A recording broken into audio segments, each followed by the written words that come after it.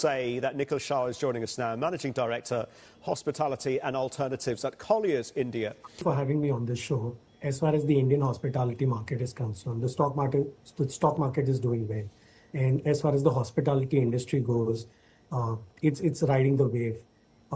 From last 2 years, most of the companies are doing exceptionally well.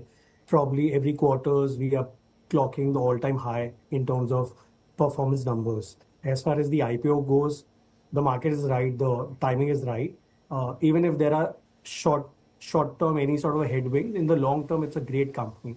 Schloss is a company which is owned by Brookfield, which is not only the asset owner, but also the asset operator.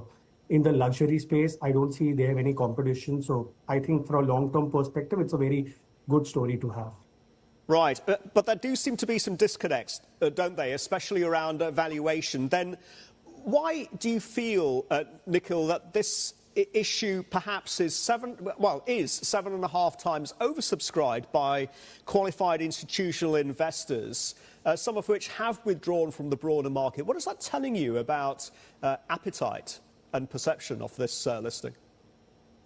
See, it's very difficult for me to comment on a very short-term perspective, if there is any sort of a step back in terms of, short-term this. But from a long-term perspective, it's still 100%.